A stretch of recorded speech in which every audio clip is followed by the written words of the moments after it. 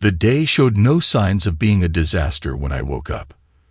The alarm went off at 5, and my wife, Diane, reached for me and pulled me back down as I started to get out of bed. 25 years, and the woman could still turn me into a quivering wreck. She got up to fix the coffee while I took my shower, and then I fixed us breakfast while she showered. We discussed what our days were likely to be like as we ate, and then she asked me, "Loaf and baked potatoes okay for dinner tonight?" "Sounds great. I'll stop at the bakery and pick up a loaf of fresh French bread, and maybe a pecan pie." "Oh, pecan pie. Out to spoil me, are you?" "Can't think of anyone I'd rather spoil." We kissed and walked hand in hand into the garage, kissed once more, and then we both headed off to work. The drive-in was uneventful, and so was the first half of the morning. Around 11, Harry, my boss, called me into his office. "We have a situation in St. Louis. Baker caught Smithers with his wife, and now Baker is in jail, and Smithers is in the hospital. There's no one there to run the office. I hate to do this to you on such short notice, but you have to catch the 2:20 flight, get to St. Louis, and take charge of the office. I don't know how long you will be there. I guess it will depend on just how bad Baker screwed up Smithers. If it is too bad, he might not get out of jail for a while, and Smithers might not get out of the hospital anytime soon. Even if they both get out soon, I don't see how they will be able to work together.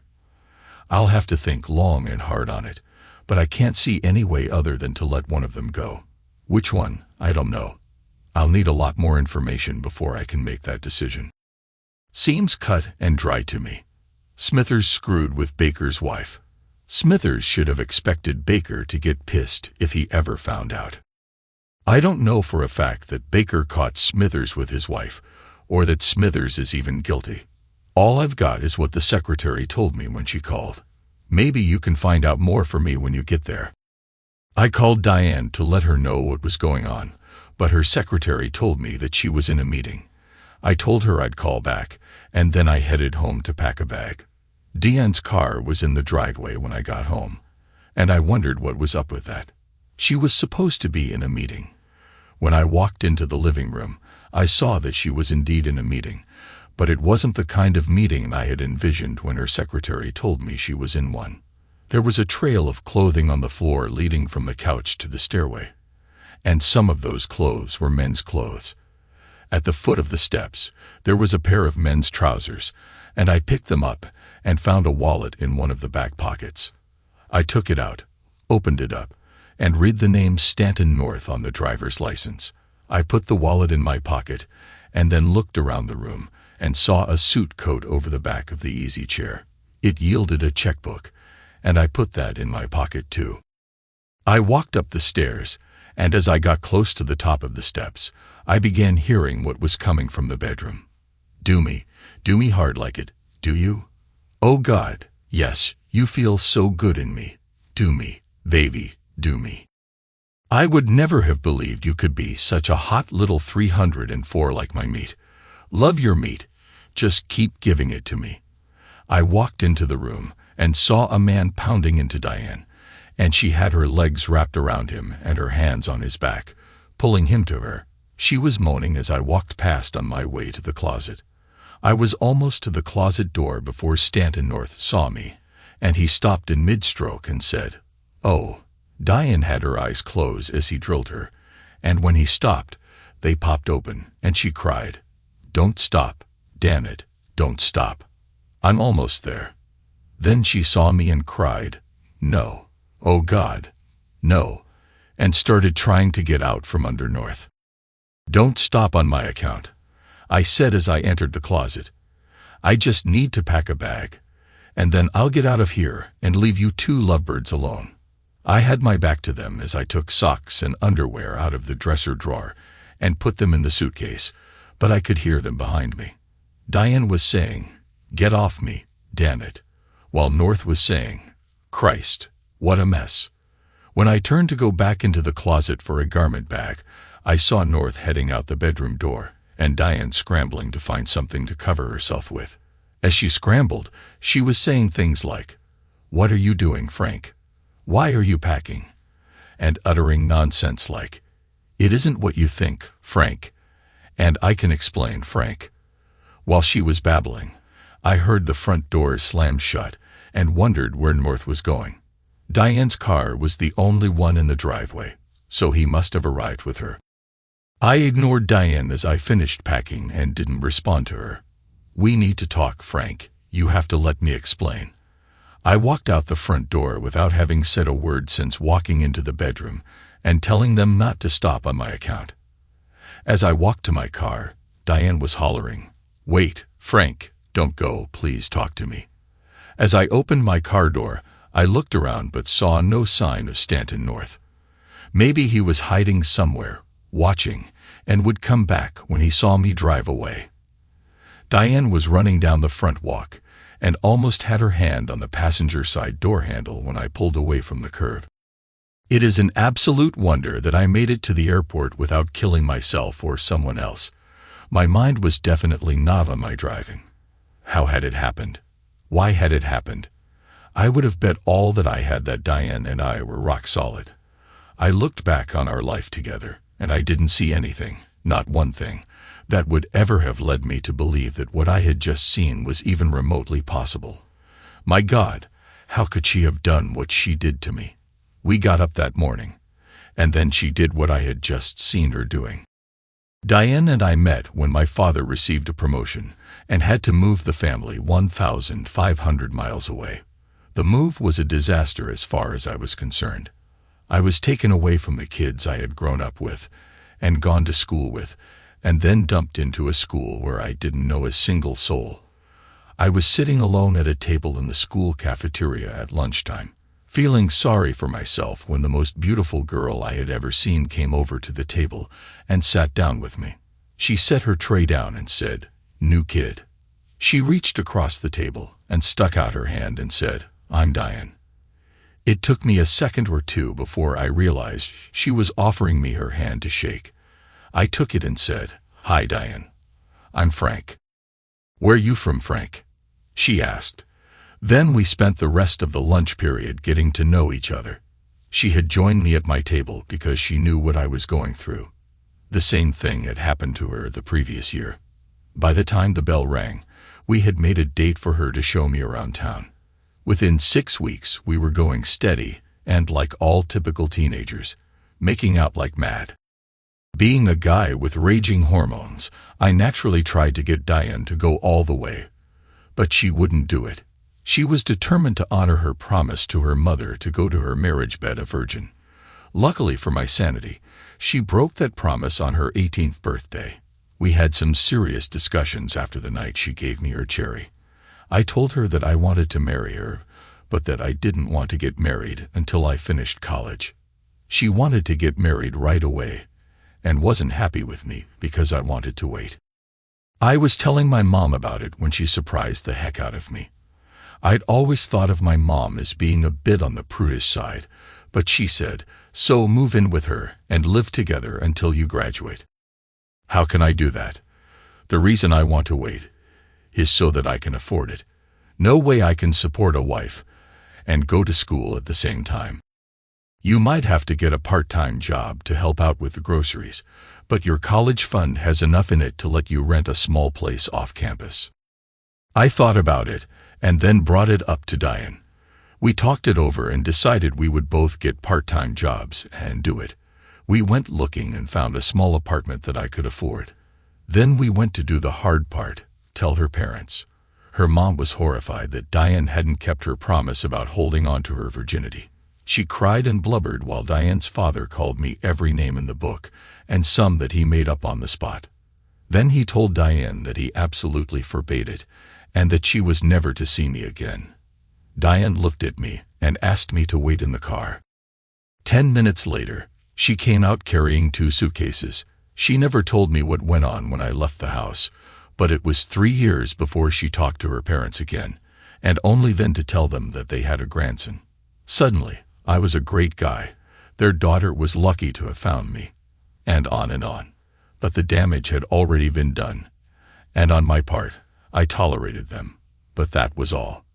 Diane eventually forgave them, and they became part of our lives. They were great grandparents to our 3 kids, but like I said, I just tolerated them. The years passed by. The kids grew up and set out on their own. And now this. At least the kids wouldn't grow up having divorced parents.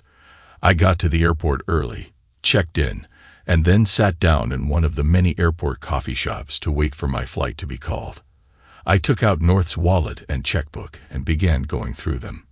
Behind his driver's license, I found a card that said emergency information.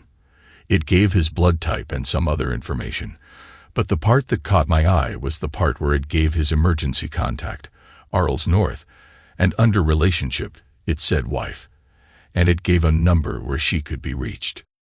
I took out my cell phone and called it. "Hello, Mrs. North." "Yes. My name is Frank Bellows. I'm sorry to be making this call, but I just found your husband in bed with my wife, and I thought you should know." "You're joking, right?" "No, ma'am, I'm afraid not." "Well, I don't believe you, Mr. Whoever you are. My Stan would never do a thing like that to me. Tell you what, when he gets home tonight, ask him if he knows a Diane Bellows, and then ask him to show you his wallet and checkbook. He won't be able to because I have them. I took them out of his clothes when I found them lying on my living room floor when I went home early. I am at the airport right now waiting to catch a flight to St. Louis. When I get back home, I'd be happy to hand-deliver them to you." "You are really serious about this?" "I'm sorry, but I am." "When will you be back?" "I don't know. I have to go and fill in for someone who is off sick, and I'll be there until he can get back to work." "Could you mail me the wallet and checkbook?" "I could, I suppose, but I'll let you know this ahead of time.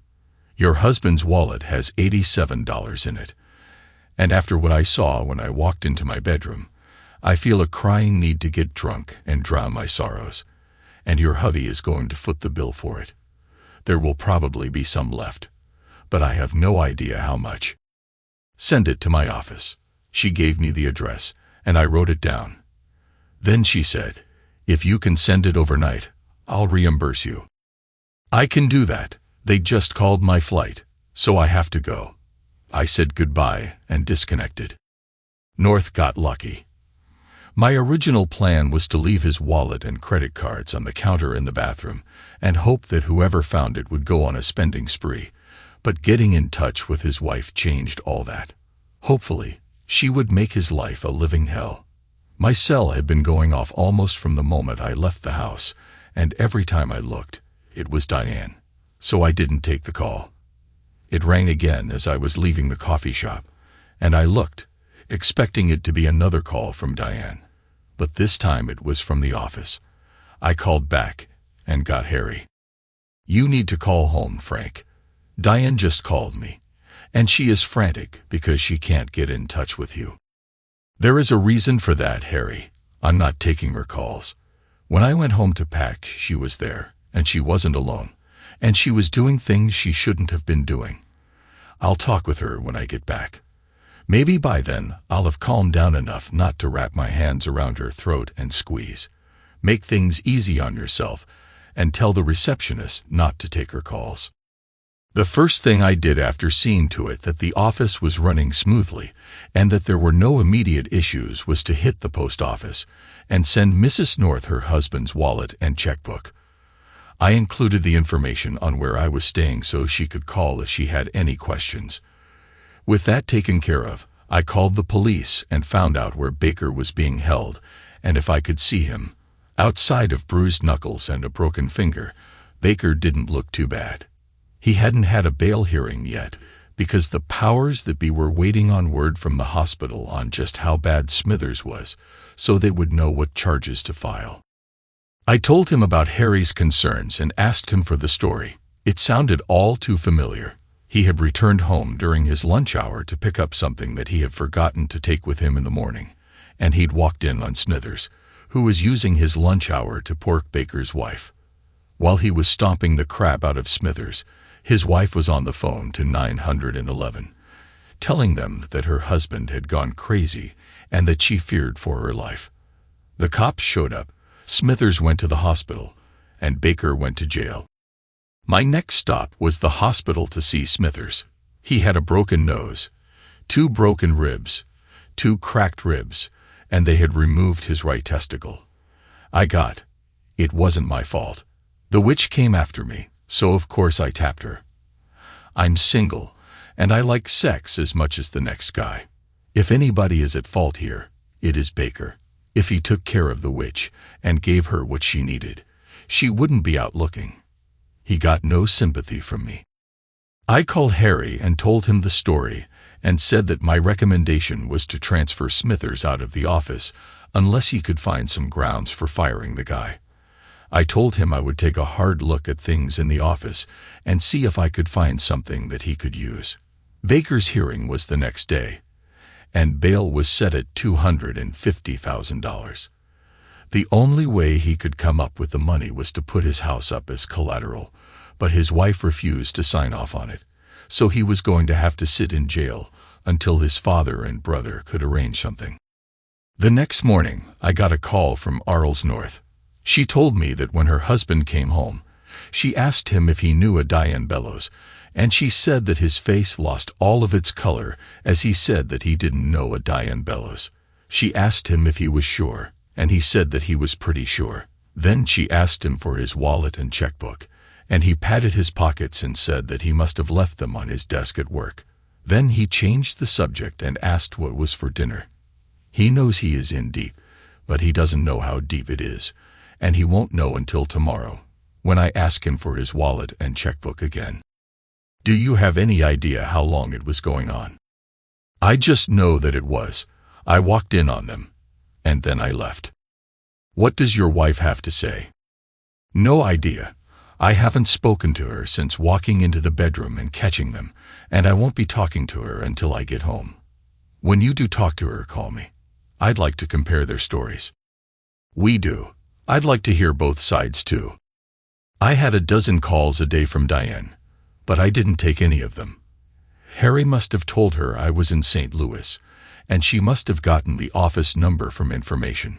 Dixie, our receptionist, told me that I had a call on line 3, and when I picked it up, it was Diane. What do you want, Diane? We need to talk, Frank. I need to explain that what happened isn't what you think. I'm in no mood to talk to you right now. I'm still at the point where I want to strangle you to death, and then take my shotgun, and go looking for your lover and kill him too. He is not my lover. Save it, Diane. Don't call here anymore. We will talk when I get home, and not before. I hung up on her. In mid-afternoon, I got a call from Baker's father telling me that bail had been arranged and that he would be released the next morning. In a way, I was sorry to hear that. As long as Baker was in jail and Smithers was in the hospital, I didn't have to go home and deal with Diane. I had dinner and drinks on North again that night and made it back to my room around 7 o'clock.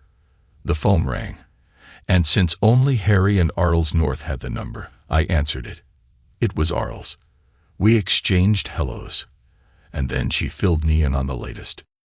When he got home, I asked him again for his wallet and checkbook, and he said that they were gone from his office when he got there. He said that someone on the night cleaning crew must have taken them, and that he would file a complaint when he went into work the next morning. I had to laugh at that. Just how long does he think he can put it off? I don't know how long he thought he could, but I put an end to it.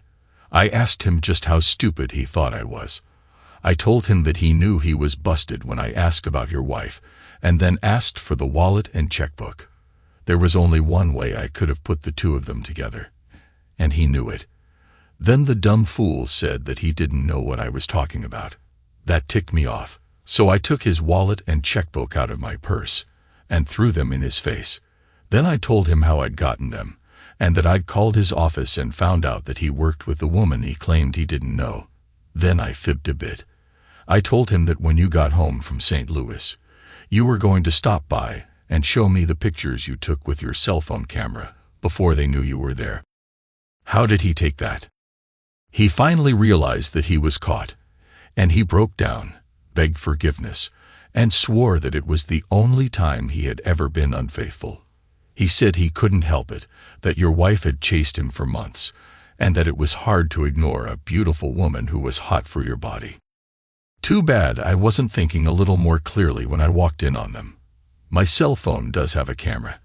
I just never thought to use it. Do you believe his story that she chased after him? It could be true.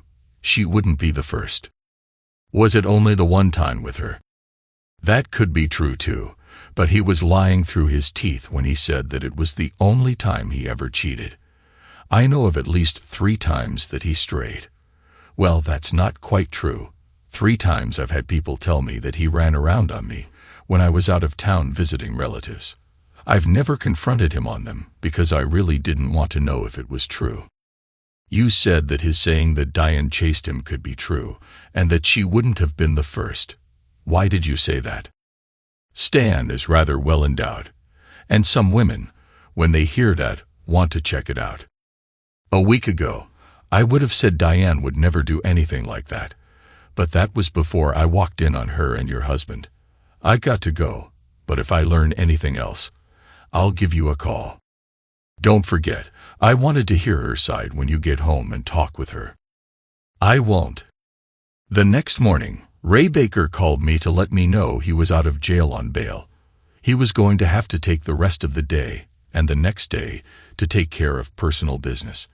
His wife had taken out a restraining order on him, and he needed to find a place to stay and make arrangements with the court to get into his house to get his personal things.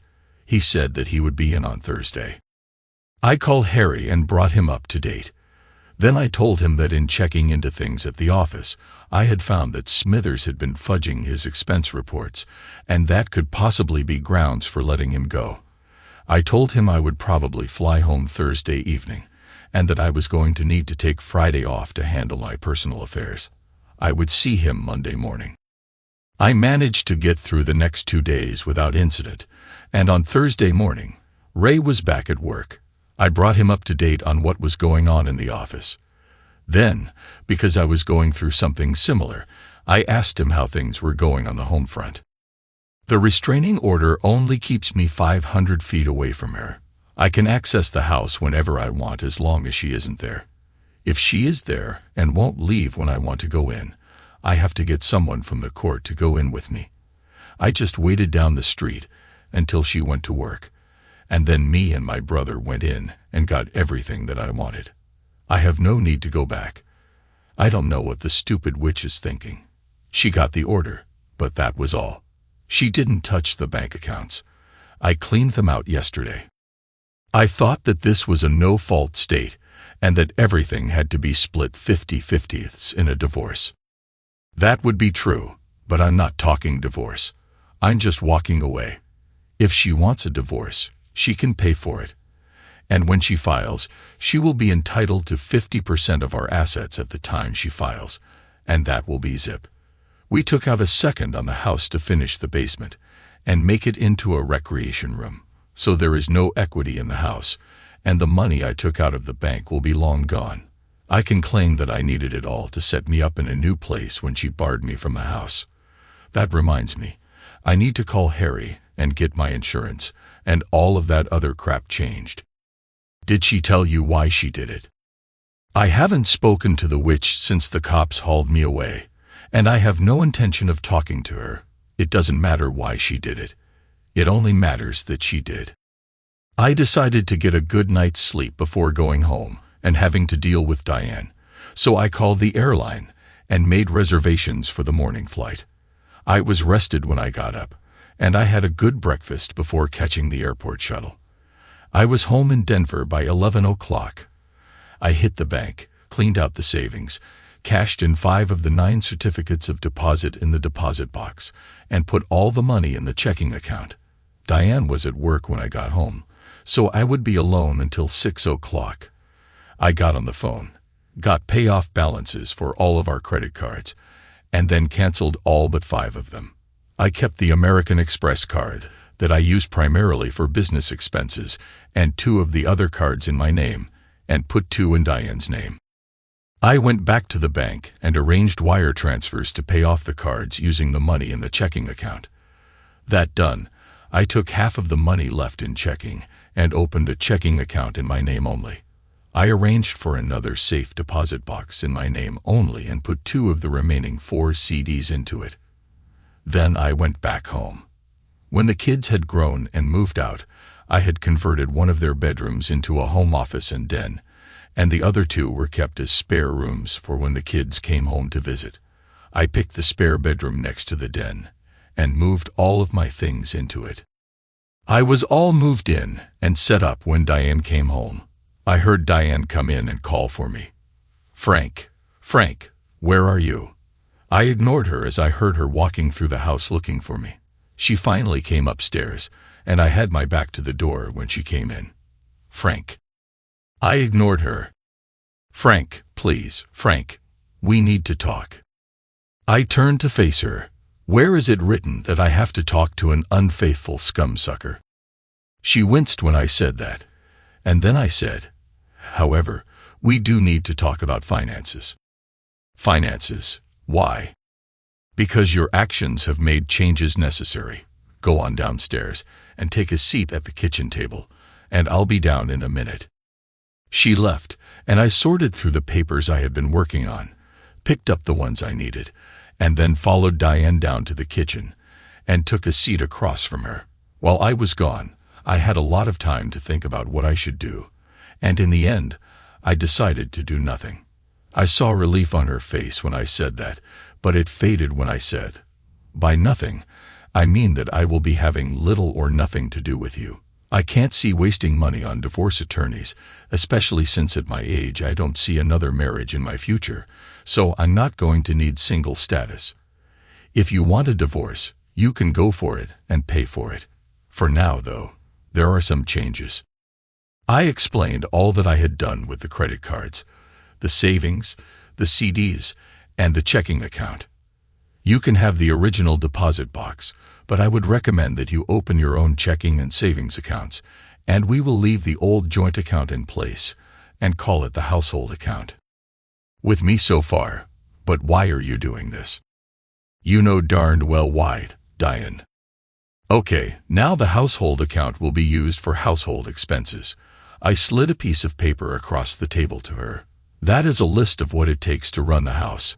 House payment, electric bill, phone, gas, water and sewage, taxes, and insurance. What we are from now on is roommates. You will need to deposit half of the amount on that paper into the household account every month. From now on, we will share the house with the exception of 2 rooms. You will have the master bedroom as your room, and Carol's old room will be my bedroom." "Why are you moving into Carol's room? You need to be in the master bedroom with me." "After what I saw taking place in that room, there is no way I'm going to stay in that room, sleep on that bed, or have anything to do with the woman I saw doing what she was doing on that bed." "That's what we need to talk about, Frank. What you saw isn't what you think." "Of course it was what I think it was. It was you drilling another man in our house and on our bed." "Okay, Frank, but what you need to understand is that it was just sex. There was no love or affection involved. It was just me satisfying my curiosity. I love you, Frank. I always have, and I always will.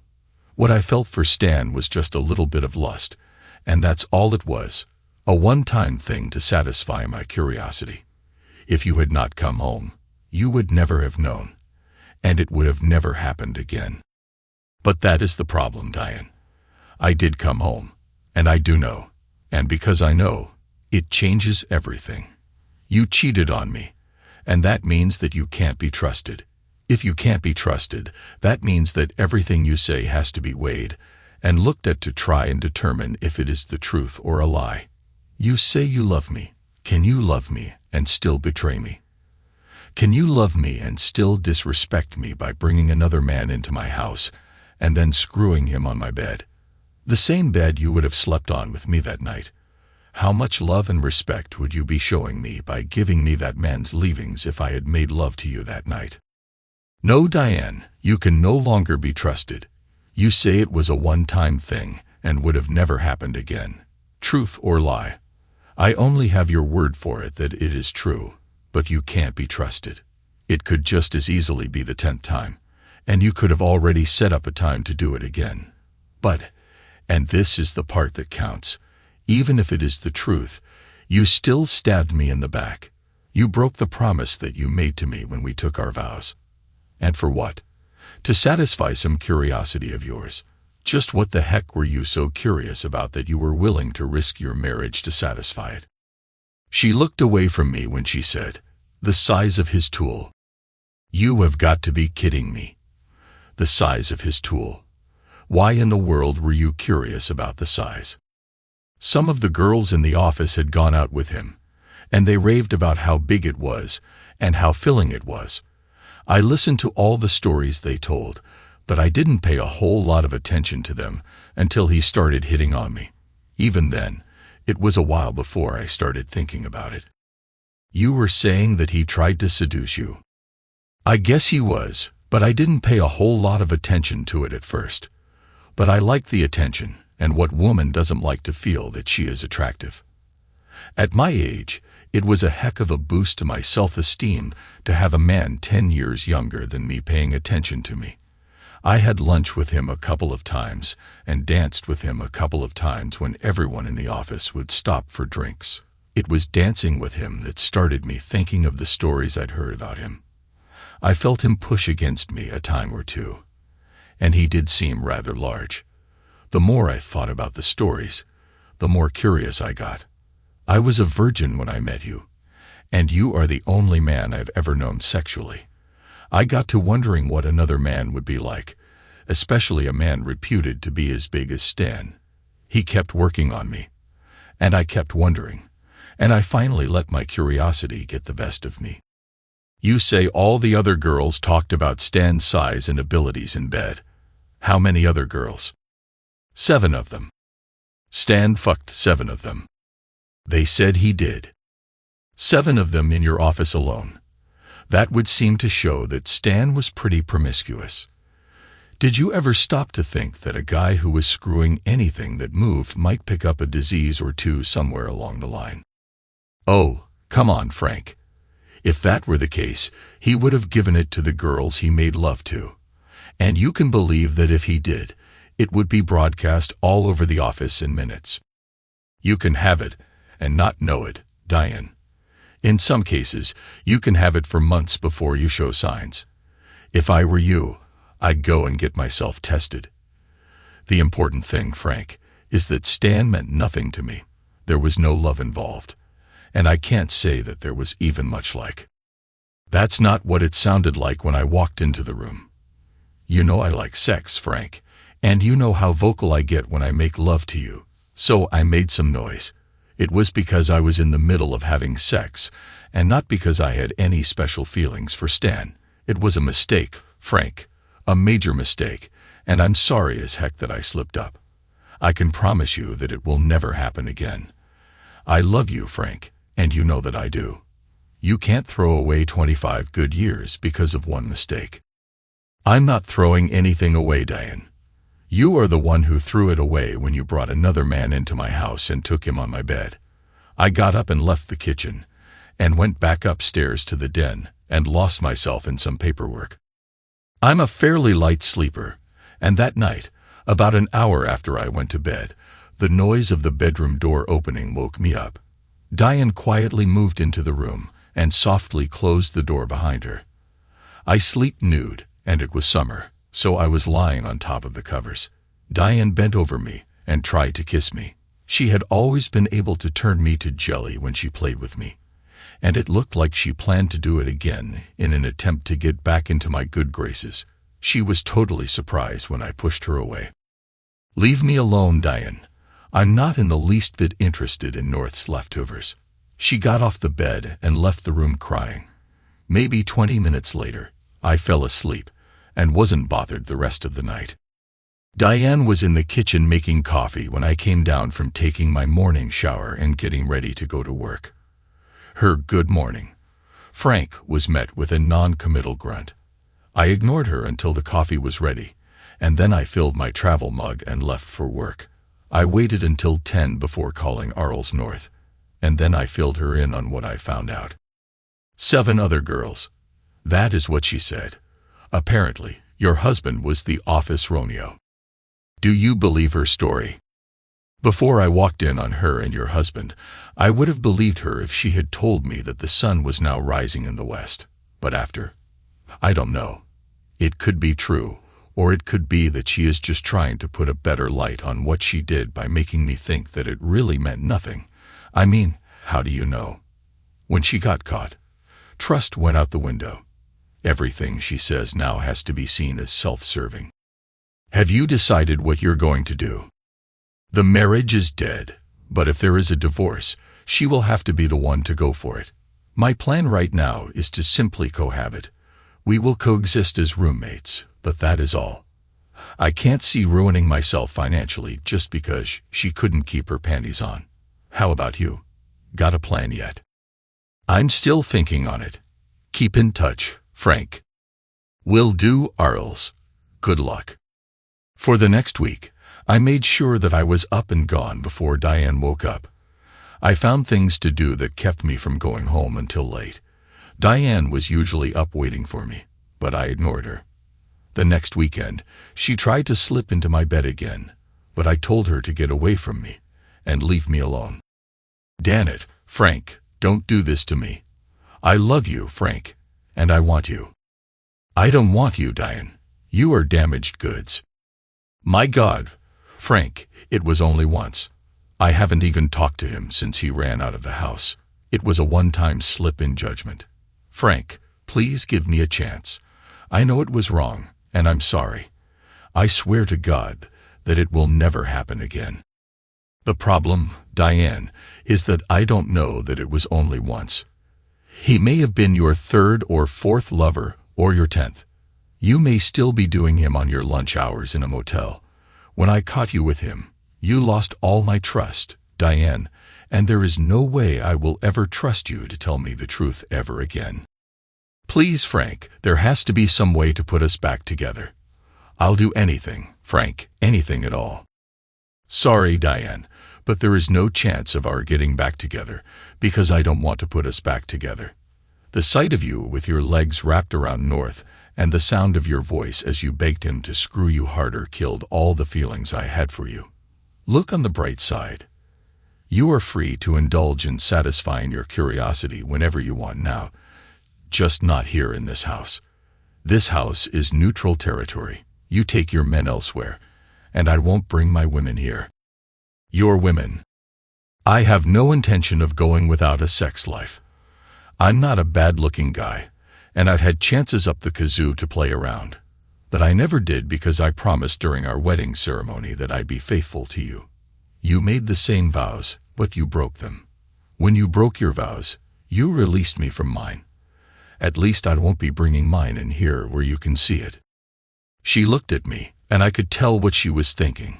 She was thinking that sharing the house and being around each other would give her a chance to work her way back into my life, and that is just what I wanted her to think. I decided to give her a load to carry. The only reason I'm doing this share the house thing is that I don't want to make the lawyers rich by going through a divorce, and I don't want to give up what I have here at the house to live in an apartment. I wouldn't have a garage to work in, a basement workshop, and I wouldn't have a patio where I can sit and enjoy a drink as I watch the sunset. You have 2 choices, Diane. Live with the new status quo or not. If you choose not, then you can either move out or take over the house payments and expenses. And I'll move out. You say that you really do love me, so here is your chance to prove it. You can accept home sharing, or you can take the house and cost me my garage, my workshop, and my patio, just like you cost me my wife. Your choice. There is no chance.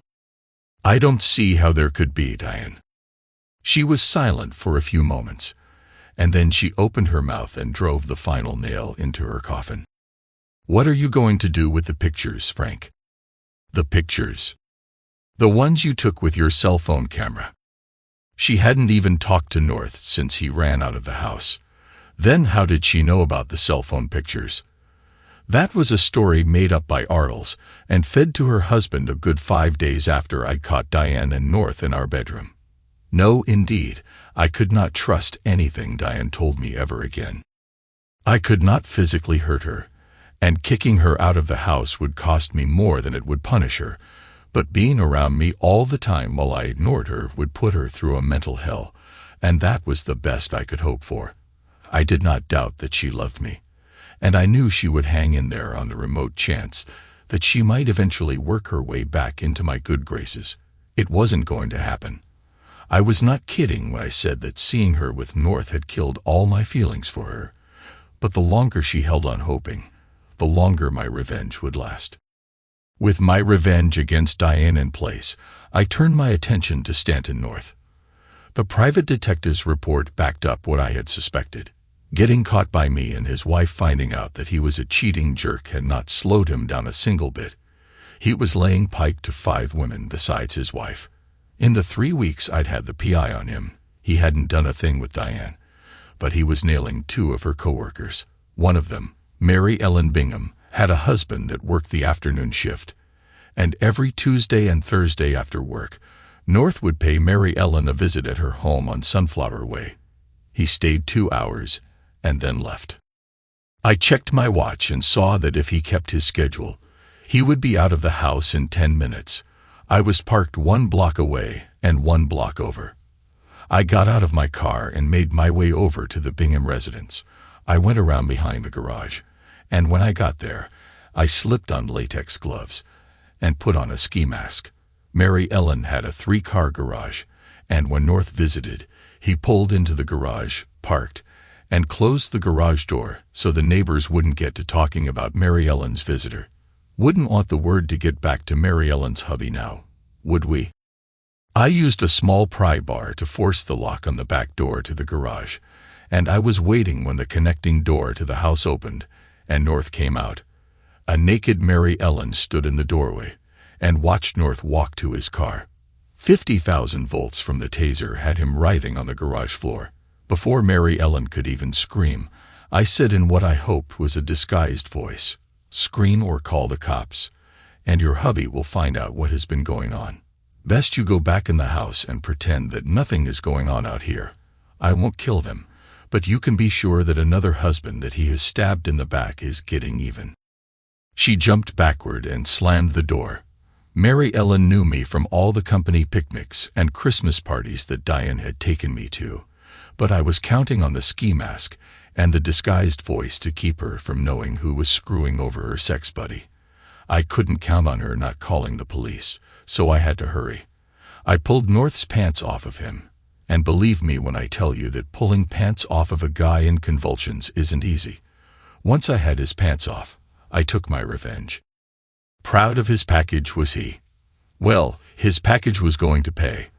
I took the fully charged cattle prod and touched it to his package and balls as many times as I could until it was fully discharged. I kicked him twice in the ribs for the heck of it, and then took his wallet and checkbook and got the heck out of there. I heard no sirens, so maybe Mary Ellen didn't call the cops. As I drove away, I thought about what I had just done. I had no idea how much damage, if any, the cattle prod would cause, and whether or not there would be any lasting effects. But I can honestly say that I enjoyed every one of North's screams when a cattle prod charge flashed through his package and balls. I never did hear how Mary Ellen made out on the deal. Was she able to get North out of there and keep her husband in the dark, or did she have to call for medical attention for North and have to explain an ambulance at the house to her hubby? Still wearing the latex gloves, I put the wallet and checkbook in a package I had already prepared and sent it to Arles at her office. There was no note enclosed, and I would deny I knew anything about it. But when her hubby came home hurting, and then his wallet showed up in the mail, she would think she knew who had done it. 3 weeks after my little party with North, I got a phone call from Arles. "You busy for lunch?" "I haven't made any plans." "Why?" "I think it is time for us to have a face-to-face. How about noon at the Leo? I'll be the redhead anxiously checking out every man who walks in to see if I can figure out which one is you." Done. I didn't see her anxiously checking faces, but she was easy to spot since she was the only redhead in the place sitting alone. North was a flaming idiot to be screwing around on her. She was drop-dead gorgeous. I walked up to her table. "Mrs. North." "No, Frank, it is Arles. You haven't called me Mrs. North since our first phone conversation." I took a seat across from her and said, "Might I ask what prompted you to ask me to lunch?" "I just wanted a good look at the man who keeps screwing up my life." "I'm screwing up your life? How am I doing that?" "First, you made me pull my head out of the sand and face up to what I was fairly sure he was doing but hoped he wasn't. Then after I let him talk me into giving him one more chance, you took away the best thing that he had going for him." "I don't understand." "Sure you do. Stan is a good provider and a pretty decent father to our kids, but the best thing that he had going for him was that he was great in bed." Notice that I said was, and I took it away. "How did I do that?" "Don't play the innocent with me, Frank. We both know who did a number on Stan's private parts." "I don't have a clue as to what you are talking about." "Sure you don't. Anyway, ever since you did whatever it was that you did to him, he has not been able to get it up. And don't give me any of that nonsense about not knowing what I'm talking about. Wallets in the mail are kind of your trademark." Just then, the waitress walked up to take our order. As Arles ordered a salad and iced tea, I gave her a good once-over. Yes, indeed, her husband was an idiot not to have stayed home. As well as being gorgeous, Arles was pretty sharp, as I quickly found out. "Well," she asked. "Well, what? Do I pass?" "What are you talking about now?" "What? I wasn't supposed to notice you checking me out just now." I was caught, and I knew it, so I just gave her a goofy smile and said, "Who, me?" "Yes, you, and I hope you like what you see because the real reason for this little get-together is to offer it to you." I don't know what the look on my face was saying to her, but she went on. "I'm a very sexual person with a very high sex drive, and since you have taken my play toy away from me, I feel that it is only fair that you take over his duties." That caught me flat-footed, and I didn't know what to say. She smiled at me and said, "I'll bet you weren't expecting that one, were you?" To be honest, it never entered my mind. "Well, Frank, here is the way I see it. You deprived me of my bed partner, so it's only fair that you take his place. And second, what can be a more fitting way to get back at your wife and my husband?" "I don't know, Arles. The package is outstanding, but I don't know that it is a good idea. The situation that I'm in right now could be upset if I give Diane grounds to sue for divorce." "You aren't divorcing her." I explained what I was doing, and she laughed. "You evil man, aren't you? But not to worry, I don't intend to broadcast it. If Stan never gets the use of his equipment back, I'll divorce him, and I don't want him to have grounds to countersue either." "You are serious about this?" "You betcha." And that is how my affair with Arles North started. It has been going on for over a year now, and it doesn't show any sign of ending anytime soon. Her husband still hasn't been able to get an erection. The doctors say there is no physical reason for him not to be able to perform, so his problem is probably mental. Arles says she will give him until the end of the year, and then if he still can't get it up, he will be history. As far as I know, Diane hasn't been seeing anyone, but she is well aware that I'm seeing someone, though she has no idea who. The knowledge that I am having sex with another woman is killing her, but she keeps hanging on, hoping for a miracle that is never going to come. I couldn't ask for better revenge. Thanks to everyone who took the time to listen to today's stories. If you enjoyed it, please consider liking and subscribing if you haven't already. Feel free to share your thoughts on the events in the comments below. Take care.